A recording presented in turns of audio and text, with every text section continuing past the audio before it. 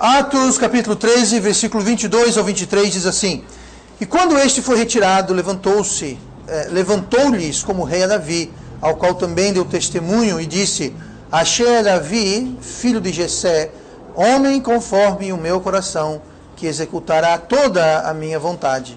Da descendência deste, conforme a promessa, levantou Deus a Jesus para Salvador de Israel. E vamos orar. Pai amado, Deus querido, obrigado, porque o Senhor levantou a descendência de Davi, dela suscitou-se Jesus, o Messias, o Salvador de Israel, o Salvador de todo o mundo, nosso Salvador. Queremos agora, ó Pai, que o Senhor possa, a partir desse texto, falar conosco esta noite, nos dê poder para que possamos ouvir, para que eu possa pregar e que nós possamos ser transformados pela Tua palavra. Nós pedimos isso em nome de Jesus. Amém. E vamos então nos sentar essa noite e nós vamos sair um pouquinho do livro de Atos. Nós lemos aqui Atos capítulo 13 para trazer o tema da mensagem de hoje, e o tema de hoje é o homem conforme o coração de Deus. O homem conforme o coração de Deus. Aqui está escrito essas mesmas palavras, homem conforme o coração de Deus, se referindo a Davi. E quando este foi retirado, levantou-se-lhes como rei a Davi. E aí falando sobre esse Davi, que Deus achou ele conforme o meu coração. Conforme o meu coração aqui, está falando, Deus está falando. Então Davi era um homem conforme o coração de Deus. Davi era um homem ele era um homem de fé. Nós podemos constatar isso. Você lê sobre a sua vida, a gente vê que ele era um homem de fé, era um homem que ele amava a palavra de Deus, ele dava grande importância à palavra de Deus. Ele era um homem que demonstrava gratidão em sua vida, muito grato. Ele era um homem que ele demonstrava contrição. Davi era um homem segundo o coração de Deus, mas Davi não era um homem perfeito. Davi, ele várias vezes caiu, tropeçou, pecou, errou, fez muitas coisas que não deveria, sofreu as consequências, mas de modo algum, ser um homem conforme o coração de Deus significa ser perfeito. Esse homem conforme o coração de Deus, o conforme significa com a forma. Era um homem que tinha o jeito, ou tinha a forma, ele era parecido com Deus, com as características de Deus, ou melhor ainda, as características que agradam a Deus. O jeito que Davi era aquilo que Deus queria que ele fosse, aquilo que agradava a Deus. Então, se nossa vida está faltando essas coisas, se nossa vida a gente está faltando com fé para decisões e perspectivas, se nós estamos faltando com um amor e dedicação à palavra de Deus, se está faltando gratidão em nossas vidas, se está faltando contrição em nossas vidas para as coisas que nós fazemos e não deveríamos, ou não fizemos, mas deveríamos. Então, o que está acontecendo é que falta a gente nos conformar, falta a gente tomar a forma que vai agradar a Deus, para que nós possamos ser chamados de pessoas que somos conforme o coração de Deus, usando aqui Davi como nosso exemplo. E essas coisas que eu mencionei, elas geram a si mesmas.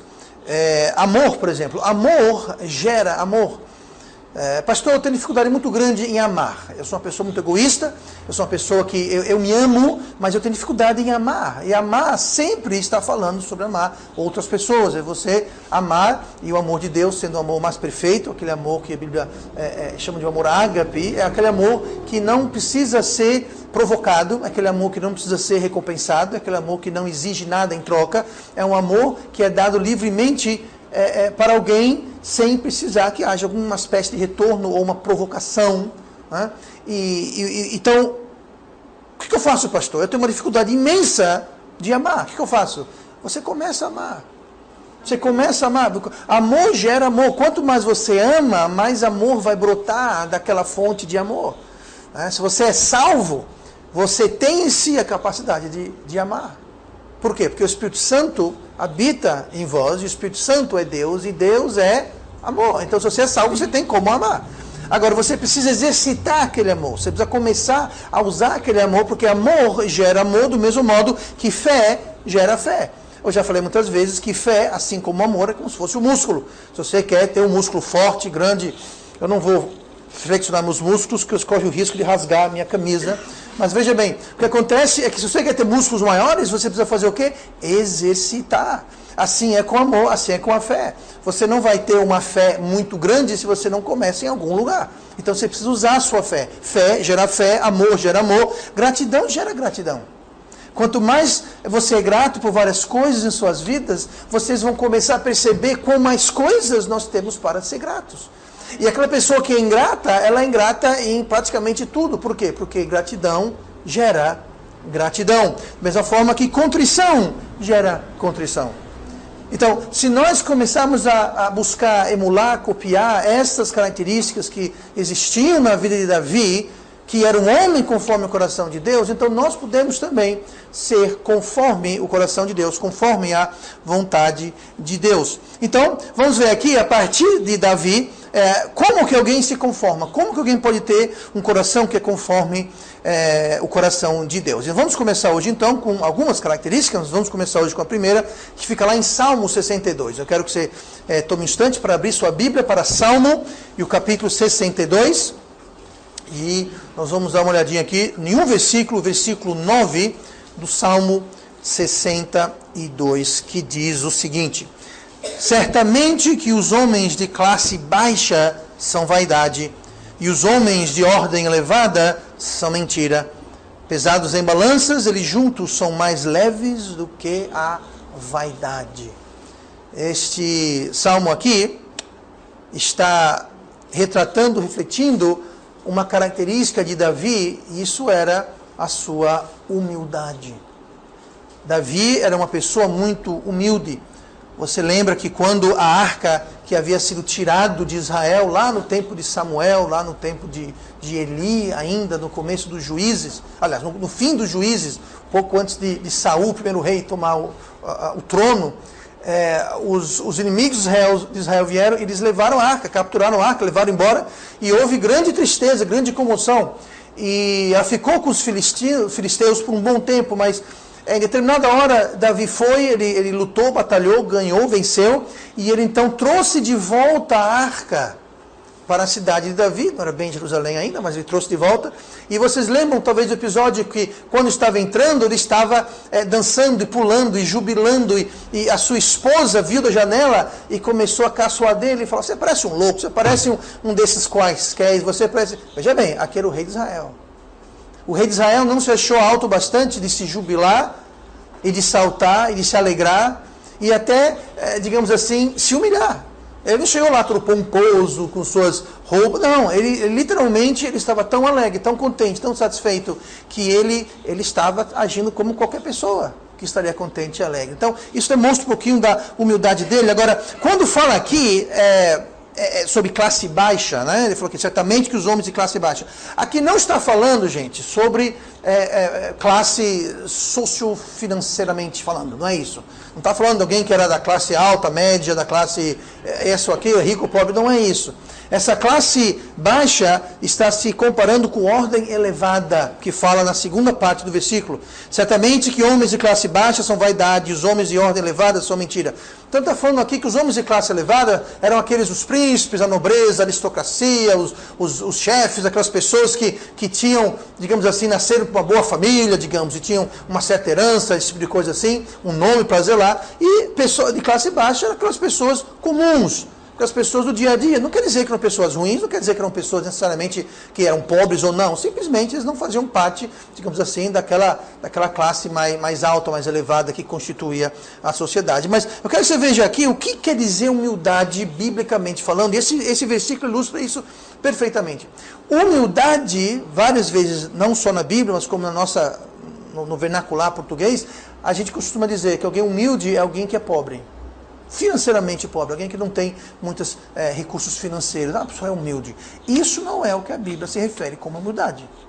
Humildade no sentido bíblico é quando alguém não se acha melhor do que ninguém e nem tampouco se acha pior do que ninguém. Humildade é quando você pode olhar para todo mundo no mesmo nível. Você não olha para baixo a ninguém, você não olha para cima para ninguém. Você não bajula ninguém, também você não trata mal ninguém. Você trata todo mundo do mesmo nível. E aqui que ele fala, olha, certamente homens de classe baixa são vaidade. E homens de ordem elevada são mentira. Ele não está falando bem de um e mal do outro. Ele fala, os dois não quer dizer nada. Não interessa se é de classe baixa, não interessa se é de classe alta, é todo mundo igual. Porque ele fala aqui, pesados em balanças, ou seja, se você pesar os dois, eles juntos são mais leves do que a vaidade. Quer dizer, os dois não valem nada. Em termos de se colocar acima ou abaixo, ou seja, classe alta ou classe baixa, elevado ou não, todo mundo está onde? No mesmo nível. Ninguém é nada. Ninguém é nada. Tem pessoas que querem se achar alguma coisa, ou porque tem, ou às vezes porque não tem. Muita gente acha que porque não tem, é obrigação de alguém dar. E tem muita gente que porque acha que tem, que exige um tratamento tal. Os dois estão errados. Os dois estão errados. Ninguém merece tratamento especial. Ninguém merece, porque está todo mundo igual, gente. Tá? Lá no livro de Tiago fala isso. O Tiago escrevendo, criticando algumas igrejas que faziam o quê? Entrava alguém bem vestido, com um anel grandão aqui, aí eles faziam como? Falavam assim, ei Zidane, sai daí e deixa o doutor sentar no seu lugar, porque aqui é um lugar melhor. Ele falou, não faça isso. Não faça acepção de pessoas. Só porque alguém chega aqui, bem vestido, tendo sinais de alguma coisa, um carrão e roupa e tal coisa bonita, e um anel, vocês vão tratar ele melhor e menosprezar quem não tem isso. Eu falei, isso está totalmente errado. Por quê? Porque Deus não faz acepção de pessoas. Então nós não devemos fazer acepção de pessoas. Isso quer dizer que a gente não deve olhar para baixo para ninguém, como se nós fôssemos melhor do que ninguém, e nem tampouco a gente se achar que somos pior do que alguém. Ah, o irmão, a irmã, são melhores do que eu. Não, ninguém aqui é melhor do que ninguém. Eu não sou melhor do que ninguém. O fato que eu sou pastor da igreja é porque Deus me chamou e me colocou aqui, mas não quer dizer que eu sou melhor do que ninguém. Está todo mundo no mesmo nível. Todo mundo é igual. E Davi tinha isso. Ele era um homem humilde, ele era um rei.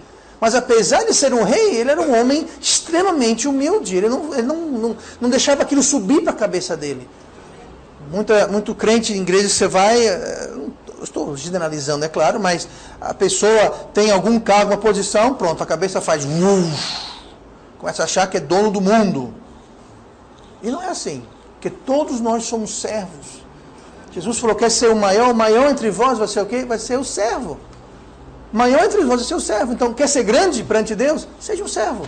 Alguém que serve, alguém que ministra para as pessoas. Então, Davi, ele tinha isso. E ele falou que você reparar nessas coisas é o quê? É vaidade. Ele falou que reparar nessas coisas é mentira, ou seja, é oco e é falso. Você começar a achar que alguém é melhor ou pior do que você começar a achar que tem alguém... ou pessoas que são melhores ou piores do que você, isso é falso. A Bíblia usa o termo mentira. É mentira. Não é que fala aqui? Os homens de ordem elevada são mentira. Os de classe baixa são vaidade. Vaidade é uma coisa vã, é oco, é vazio. Mentira é falso. Por quê? Porque ninguém é melhor, ninguém é pior do que ninguém. Está todo mundo no mesmo nível perante Deus. E na igreja deve ser assim. A palavra comunhão quer dizer justamente isso. Comunhão. Todo mundo é em comum. Todo mundo é em comum. E nós temos que ter consciência disso. E sua humildade, um resultado da sua humildade é que Deus sempre reverenciava a Deus. Porque se tem alguém mais alto do que qualquer outro, só é esse um. E esse é Deus. Então, quando você tem esse senso de humildade real, de achar que você não é melhor ou pior do que ninguém, você automaticamente vai olhar para cima só para um, que é Deus. E Salmo 18, versículo 3 fala assim: invocarei o nome do Senhor, que é digno de louvor, e ficarei livre dos meus inimigos. Então, várias vezes hoje eu vou citar um versículo, mas eu poderia citar dezenas. Mas como a gente quer ir para casa hoje, mais ou menos antes da meia-noite, eu não vou fazer isso. Eu vou escolher alguns versículos que ilustram perfeitamente, mas de modo algum são os únicos. Tá? E aqui ele fala, invocarei o nome do Senhor, que é digno de louvor. Quando a gente percebe a nossa posição perante os nossos irmãos, a gente enxerga mais claramente a nossa posição perante Deus, que é o único que deve ser reverenciado. nunca reverenciar. Uma coisa que eu tenho muito cuidado para evitar isso. Tem muito lugar, tem muita igreja onde o pastor é reverenciado. Tem muita igreja que o pastor é chamado de reverendo. Eu já fui chamado de reverendo. Vocês sabiam que eu sou um reverendo? Eu sou um reverendo. Algumas igrejas que eu fui, eles anunciavam e me apresentavam. O reverendo Tule vai vir. Nossa, o nome é igual o meu. Não, é você, bestão. Venha. Então entenda. Mas esse termo, eu sei que é um termo que as pessoas usam e não quer dizer nada, mas entenda. Reverenciar é quando você... O pastor falou, então está falado. Eu falei com umas irmãs, umas pessoas ontem, e elas dizendo para mim, não, porque a minha pastora é isso, a minha pastora é aquilo, a minha pastora disse, a pastora disse. O que a pastora delas estavam dizendo não condizia com a Bíblia. Mas elas acreditavam. Por quê? Porque elas estavam reverenciando o pastor ou a pastora, ou seja... Gente, a gente deve referenciar Deus através da sua palavra. Olha, eu estou aqui em Maceió há 11 anos, e quem está aqui esse tempo sabe, que está aqui há menos tempo também sabe. Eu sempre disse isso no primeiro dia. A minha autoridade é zero. A minha autoridade está na palavra de Deus. Então, anos atrás, eu lembro, alguém veio para mim, eu tinha pregado alguma coisa, não lembro, e essa pessoa veio para mim e falou assim, não, pastor, mas eu acredito que o senhor falou. Eu falei, epa, pode parar. Não. Eu quero que você acredite, não porque eu falei, mas porque a Bíblia está falando. Porque hoje eu estou aqui falando, se amanhã chega outro e fala, você vai acreditar também? Isso é o quê? É reverenciar a pessoa errada. Então não quero, sabe, dessa boca, a única verdade que sai é se sair desse livro aqui, ó. Tá? A minha opinião é a mesma que a sua opinião, não vale lá grande coisa não. Agora, a palavra de Deus vale tudo. Então, nós temos que aprender a reverenciar, porque reverência, veja bem, reverência não cabe aos orgulhosos. Que é orgulhoso não reverencia ninguém. Que é orgulhoso acha que ele é a fonte e o dono da verdade. Só ele está certo, só ele sabe de tudo. Sabe o que é isso? É um orgulho. É uma falta de reverência. Até com pessoas que são autoridades na área, em certas áreas, aquela pessoa que não entende de nada acha que é o dono da verdade. Por quê? Falta de humildade. Davi não era assim. Davi era um homem humilde, nós devemos também ser humildes. Olha comigo para o Salmo 18. Eu li agora há pouco o Salmo 18, versículo 13. Invocarei o nome do Senhor que é digno de louvor. Agora vamos ler o versículo 1. Eu vou ler o versículo 1 do Salmo de número 18. Diz assim: Eu te amarei, ó Senhor, fortaleza minha. Outra característica muito importante de Davi, que era conforme o coração de Deus, era que Davi tinha um amor genuíno por Deus. Ele amava Deus. A sua vida demonstrava isso. Ele, desde jovem, quando era pastor, que ele cuidava das ovelhas, ele sabia o que era caminhar com Deus, sabia o que é ser usado por Deus, devia a providência de Deus. Ele havia matado um leão, havia matado um urso, e ele atribuía isso não às suas forças. Em momento algum ele falou, olha como eu sou forte e habilidoso. Não, ele sempre falou que Deus deu o urso e Deus deu o leão na mão dele. Sempre atribuindo. Por quê? Porque ele tinha esse amor, ele amava Deus, ele conhecia Deus, ele andava com Deus. Agora, sobre Deus, nós podemos dizer três coisas. A primeira coisa sobre Deus é que Deus é amor. Nós sabemos disso, a Bíblia fala isso, que Deus é amor, lá em 1 João 4 e versículo 8. Aquele que não ama, não conhece a Deus, porque Deus é amor. Então nós sabemos que Deus é amor, nós sabemos também que Deus nos dá do seu amor. Deus é amor e Ele dá, dispensa esse amor para conosco. E número 3, podemos dizer que Deus quer que nós o amemos de volta. Então Deus é amor, Deus nos dá amor, agora Ele quer que nós o amamos de volta. Agora, esse amar de volta é algo que deve e só pode acontecer voluntariamente. Você entenda, você não pode forçar ninguém a lhe amar.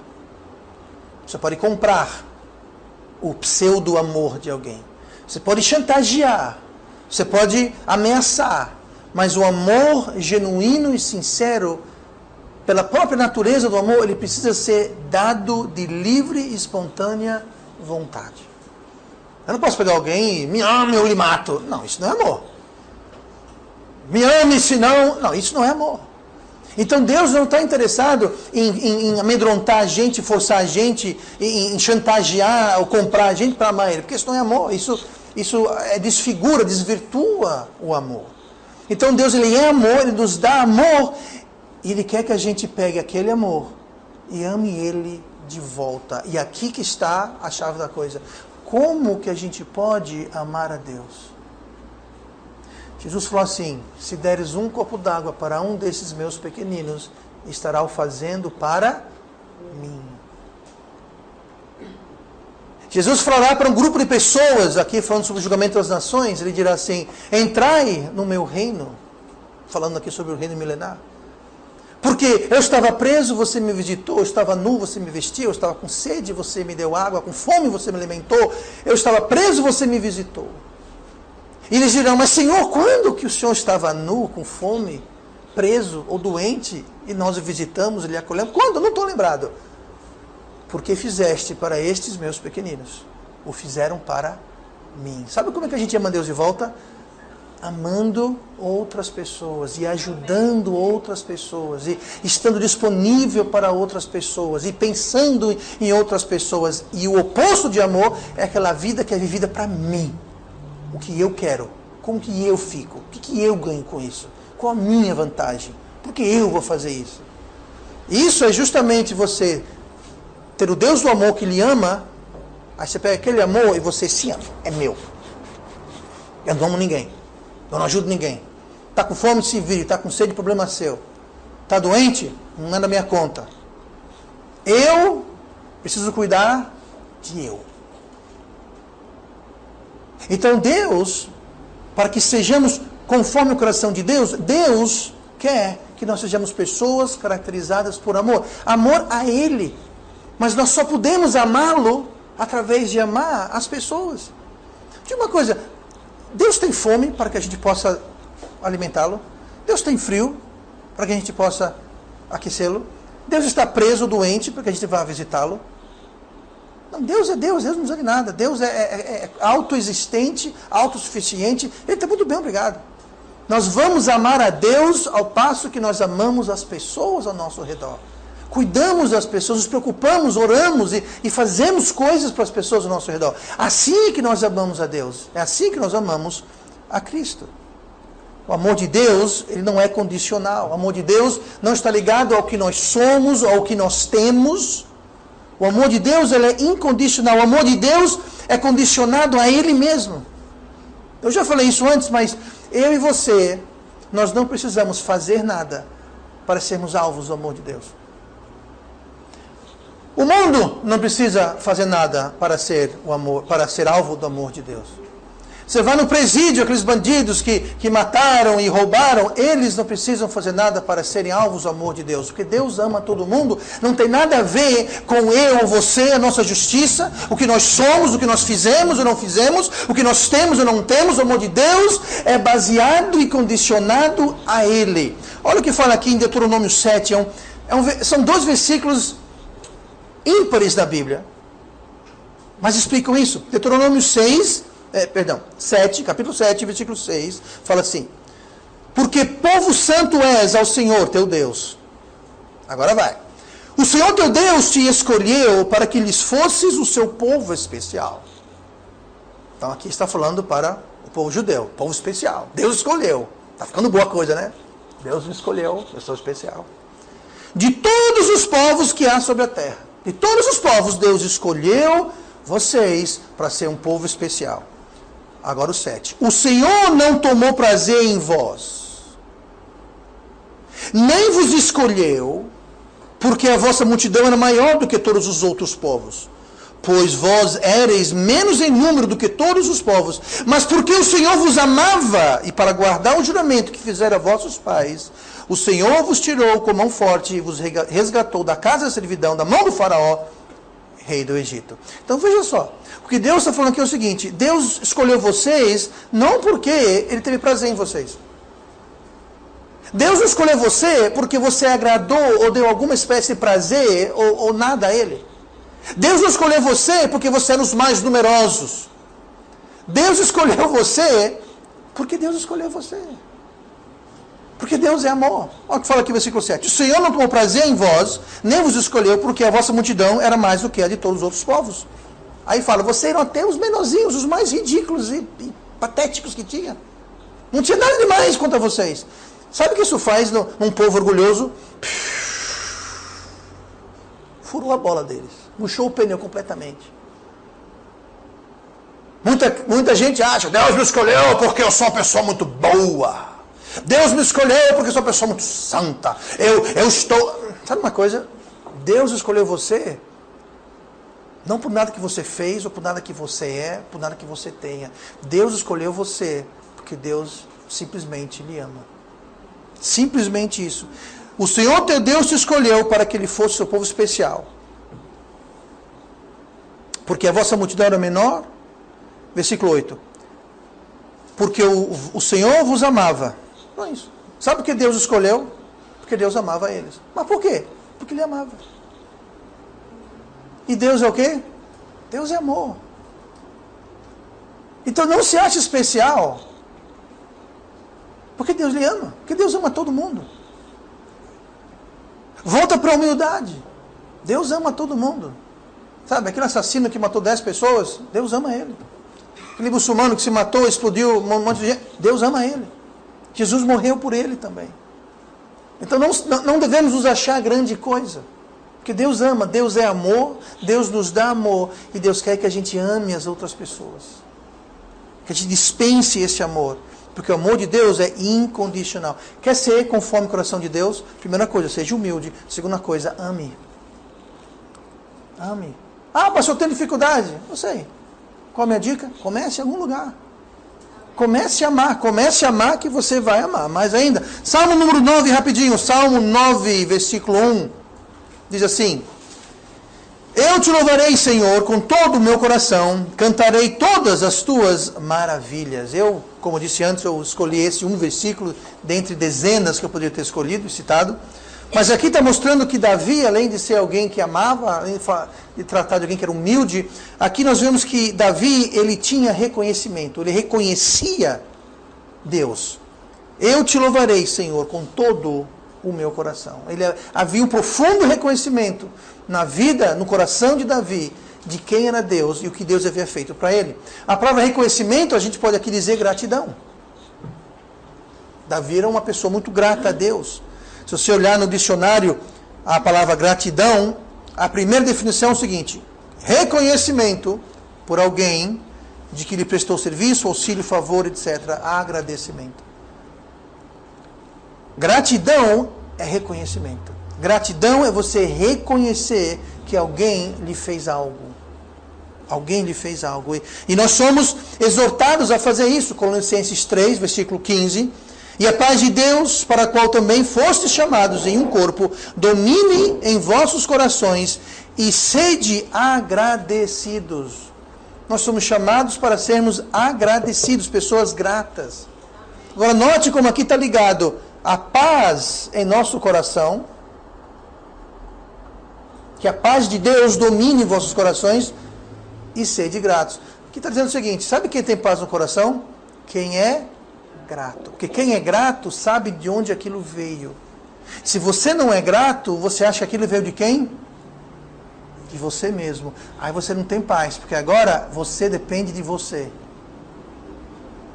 Você não está dependendo de Deus. Veja bem, é Deus que está dando, mas você não está reconhecendo. E porque você não está reconhecendo, você acha que não depende de Deus, depende de você. E aí você não tem paz. Porque você que tem que correr atrás. Não é Deus que vai lhe dar, você vai ter que correr atrás. Agora veja bem, eu não estou aqui pregando irresponsabilidade, preguiça e descaso, de modo algum. Mas entenda, devemos trabalhar, mas sempre reconhecendo que quem nos dá oportunidades é Deus. Quem nos dá saúde é Deus. Quem nos dá habilidade é Deus. Quem nos dá tudo é Deus. Quem nos dá tempo, vida, saúde é Deus. Amém. E quando a gente não reconhece isso, a gente então toma sobre nós esse cuidado e, vou ler mais uma vez aqui, Colossenses 3,15. E a paz de Deus, para a qual também fossem chamados em um corpo, domine em vossos corações e sede agradecidos. Então, se você não reconhece e você não é grato pelo que Deus faz na sua vida, você não vai ter paz no coração. Sabe, você passou aquele concurso, sabe quem lhe deu aquela inteligência? Foi Deus. Sabe quem lhe deu aquela... Foi Deus. Gente, tudo vem de Deus. Mas nós temos que reconhecer. porque aí a paz domina em nossos corações. A ingratidão, que é não reconhecer o que Deus tem feito em nossas vidas, tem um resultado muito triste. Não só a gente perde paz no nosso coração, como fala aqui, mas olha o que fala em Romanos 1, versículo 21. Olha comigo, Romanos 1, versículo 21. Primeira coisa, quando nós não temos esse reconhecimento, essa gratidão que Davi tinha, primeira coisa, a gente perde paz nos nossos corações. A segunda coisa que acontece é isso. Romanos 1, 21, vou esperar vocês chegarem lá. Diz assim, Romanos 1, 21. Porquanto, tendo conhecido a Deus, não o glorificaram como Deus, nem lhe deram graças. Antes, em seus discursos, se desvaneceram, e o seu coração insensato se obscureceu. Veja como mais uma vez está falando sobre coração. A ingratidão vai afetar o seu coração, em que, número 1, vai lhe tirar a paz. A paz de Deus não vai reinar no seu coração. E número 2, vai trazer trevas para o seu coração. Não é isso que fala? E o seu coração insensato, ou seja, o seu coração tolo, o seu coração insensato se obscureceu. O que acontece com o coração de alguém que obscurece? Ele fica em trevas. Ele não enxerga.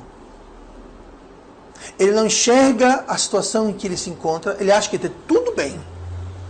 Acha tudo maravilhoso. Eles não enxergam que estão andando na beira do abismo. Eles não enxergam para entender o caminho e o destino a que eles estão caminhando. Eles não enxergam que não conhecem e não entendem, não compreendem as coisas de Deus. Sabe, se a gente apagar a luz aqui e jogar esse salão aqui em trevas, e eu dizer, ok, abra aí, leia Romanos capítulo 3, versículo 52. Não existe. Mas se existisse, alguém aqui conseguir enxergar, ler, entender alguma coisa? Não. Por quê? Porque está tudo em trevas. Está tudo em trevas. Então, quando o coração da gente está obscurecido, a gente fica nas trevas. A gente não entende, a gente não compreende, a gente não... às cegas. Não enxerga. Por quê? Falta de gratidão, falta de reconhecimento que tudo aquilo que nós temos, tudo aquilo que conquistamos, vem de Deus. É Deus que permite. E é claro, a ingratidão é quando você tira o reconhecimento de Deus e coloca ele aonde?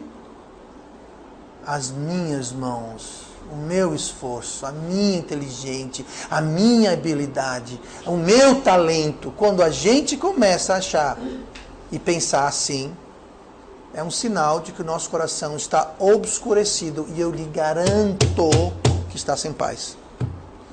Eu lhe garanto que está sem paz, porque a Bíblia fala. O coração ingrato, ele não tem paz e ele está em trevas. Não sabe onde vai, não entende nada, não consegue ler, entender. Deus fala, ele não ouve, Deus mostra, ele não vê. Por quê? Está no escuro, está obscurecido. Por quê? Falta de conhecimento. Davi não. Davi é abundantemente claro que ele reconhecia e era grato por tudo que ele tinha. Então nós temos que ter isso se nós quisermos ser pessoas conforme o coração de Deus. Salmo 119, rapidinho, estamos chegando na reta final. Salmo 119 é o maior salmo, mas nós queremos só ler um versículo, 34. Mais uma vez, eu vou apenas usar ele como um exemplo, uma amostra de muitos outros versículos que eu poderia usar. Salmo 119, versículo 34, diz assim: dá-me entendimento e guardarei a tua lei, e observá-la-ei de todo o meu coração. Davi era alguém que demonstrava obediência. Obediência. Ele fala aqui que ele guardarei a tua lei, observá-la-ei de todo o meu coração. Davi falou assim, olha, me dá entendimento. Deus me dê entendimento que eu vou guardar, eu vou observar a sua lei. Mostre para mim, me diga o que é que eu faço. Me diga o que eu faço, é só você me dizer. Você me dê entendimento, eu vou fazer. Obediência. Obediência e confiança são dois lados da mesma moeda. Obediência e confiança são lados da mesma moeda. Vou dar um exemplo aqui. Eu acho que eu fiz isso, não sei se foi com a Michelle, se foi com... não sei com quem foi, mas eu acho que muitos pais fazem isso, não sei se os pais aqui fizeram isso ou não, mas geralmente é assim, tem uma estante, um degrau, uma mesa, um lugar alto, aí você coloca a criança, o seu filhinho naquele lugar alto. né? Talvez uma estante ou um lugar, né? Não o terceiro andar de um prédio, não é isso, mas um lugar alto. Aí você deixa o seu filhinho ali, seu filho de 1, 2, 3 anos, e você fala assim: pule, que papai lhe pega, talvez. Não, pule. O que aquela criança faz? Ela se joga. Ela não pula, ela se lança, ela decola. Existe alguma dúvida na mente daquela criança que o pai não vai pegar? Não vai segurá-la? Sabe por quê? Porque aquela criança confia. Jesus falou: se não vos fizerem como uma criança, não podereis entrar no reino de Deus. Por quê? Você tem que ter fé de se lançar completamente no Evangelho, nos braços de Deus. Confiar completamente que o que Cristo fez na cruz vai sim saldar a nossa dívida de pecado que nós temos junto a Deus. Amém. Mas você entenda como obediência está ligado intrinsecamente com confiança. Você não vai obedecer aquilo ou aquele em que você não confia. Confiança, obediência e confiança.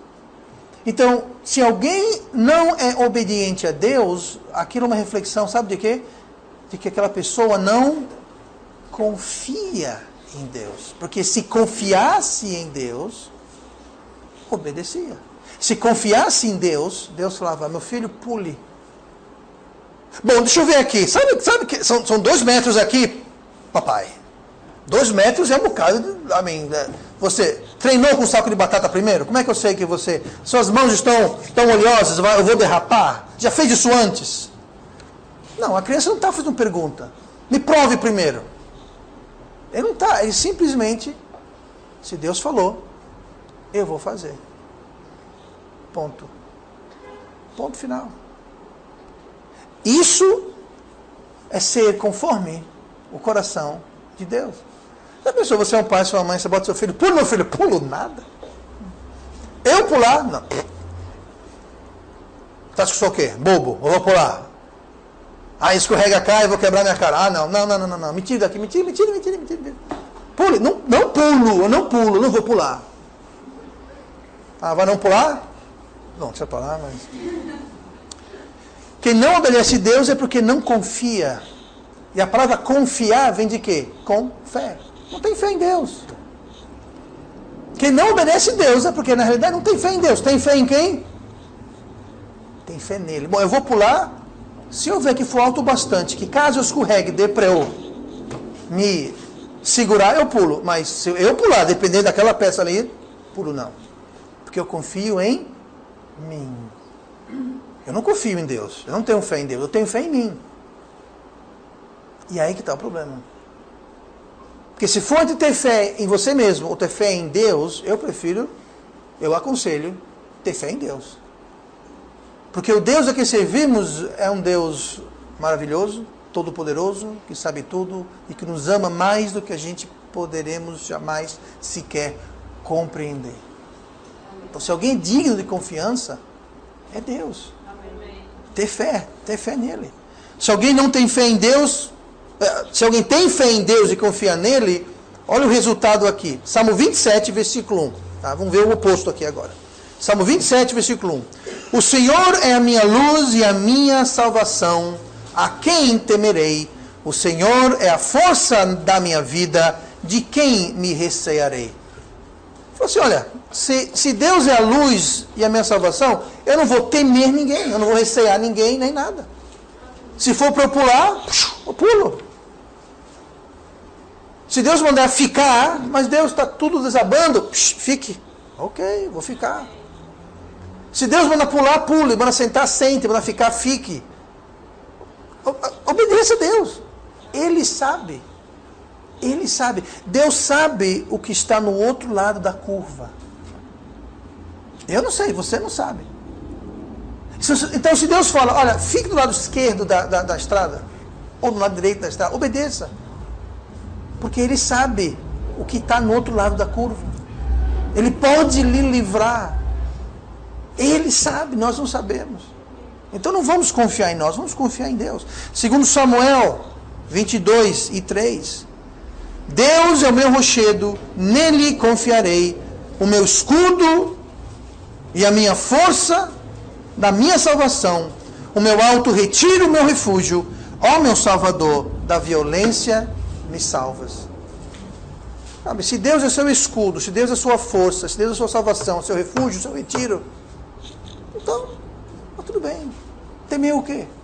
O que nos separará do amor de Deus? Nada. Altura, profundidade, nudez, tristeza, fome, dor, perseguição, nada. Nada nos separará do amor de Deus. Você acredita nisso? Amém, pastor, nós confiamos nisso.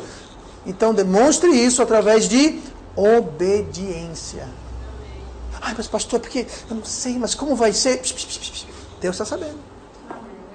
Deus sabe o que você sabe e muito mais.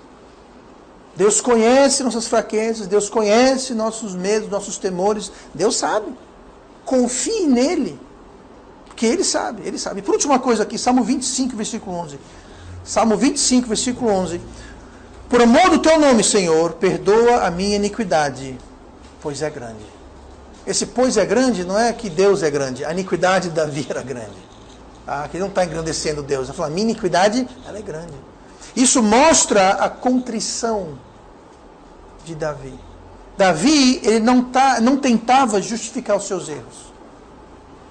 Davi não tentava encobrir os seus erros, explicar. Não, é o seguinte, Deus, calma aí, deixa eu explicar. Não. Ele falou, a minha iniquidade é grande. Sabe, Davi não era um homem perfeito. Isso não existe. Só tem um homem perfeito chamado Jesus Cristo.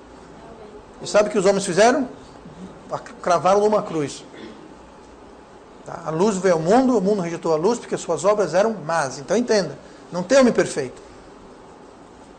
Mas Davi, ele demonstrava contrição, ele reconhecia e consertava os seus erros. Ele reconhecia e consertava os seus erros. Deus, ele não despreza um coração assim, um coração contrito. Salmos 51, 17. Os sacrifícios para Deus são o espírito quebrantado, a um coração quebrantado e contrito não desprezarás, ó Deus. Deus, ele não despreza, ele não ignora um coração contrito. Agora veja bem, ao contrário de nós, eu não enxergo e você não enxerga o meu coração. Então eu posso botar o maior teatro aqui. E o chororô, e lágrimas, mas sabe de uma coisa? Deus está vendo o coração contrito.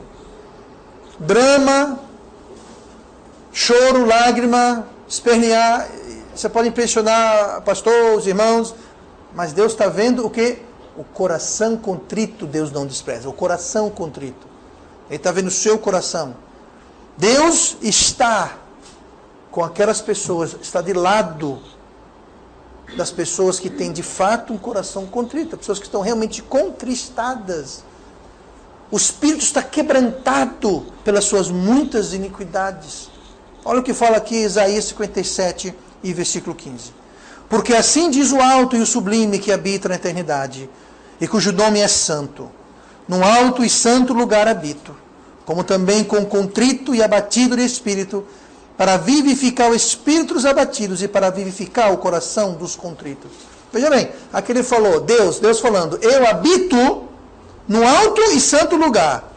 Agora ele fala, como também, ou seja, ele habita num santo lugar, e também habita com contrito e abatido de espírito. Ele habita com o contrito e abatido de espírito. Ele está junto com o abatido e contrito de espírito. Ele está lá. Deus está do seu lado. A gente erra, a gente fracassa, a gente tropeça, a gente cai. Quando o nosso coração está contrito de fato. O espírito contrito, quebrantado. Sabe quem está do nosso lado? Deus. Ele não está de passagem. Fala, ele habita. Vou ler de novo aqui. No alto e santo lugar habito, como também com o contrito de coração. Ele habita com o contrito. Ele está do seu lado. Quando reconhecemos os nossos erros, nossas falhas perante Deus, e buscamos consertar e remediar. Olha, se você está contrito com alguma coisa, você não vai dizer, errei, grande coisa, e daí, vou errar de novo. Isso não é estar contrito. Contrito não é dizer, eu errei, que chato. Eu vou ver se melhoro, mas não garanto nada. Isso não está contrito. Contrito é quando aquilo lhe incomoda tanto, aquilo te chateia tanto, aquilo te tira paz tanto, aquilo te quebra tanto, que você fala, Deus me ajuda que eu não aguento mais. Isso é que tem um coração segundo Deus. E quando alguém tem um coração segundo Deus, ao ponto de estar contrito e quebrantado pelas fraquezas e falhas e pecados, iniquidades e transgressões, Deus habita, Ele não está de passagem, Ele habita, Ele está lá. Para quê? Como também habita com contrito e abatido de espírito para vivificar. E para vivificar o coração dos contritos. Então Ele vai habitar com você para quê? Para lhe curar, para lhe sanar, para lhe reconstruir. Está quebrantado o coração? Está contrito? Deus vai lá e Ele sara o coração quebrado. Ele coloca óleo e unguento no espírito contrito. Agora, se o espírito estiver contrito, porque o espírito contrito, o coração contrito, ele não despreza. Agora, se o coração não está contrito, não há abatimento, sabe o que acontece? Ele vai... Com licença. Ele despreza. Quando o espírito não está contrito, ele despreza. Quando a gente coloca aquele show só de fora, sabe o que Deus faz? A pessoa assim, ó. Ignora, ele despreza. Ele não despreza o espírito, o coração. Resumindo, você é conforme o coração de Deus. Eu não quero que você me responda, eu quero que você se pergunte. Davi não foi um homem perfeito, Davi cometeu, eu ia dizer vários, mas eu acho que a gente poderia entrar já no muitos erros. Ele mentiu, adulterou, assassinou. Ele não era um homem perfeito, mas ele era um homem conforme o coração de Deus. Sabe que Deus não espera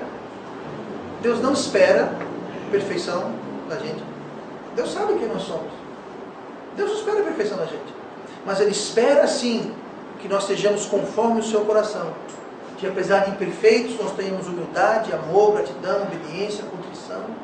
E quando, como Davi, existem essas coisas, assim como Davi, nós seremos grandemente usados e abençoados por Deus. Não porque a gente merece, não porque nós somos perfeitos, mas porque nós somos conforme o coração de Deus.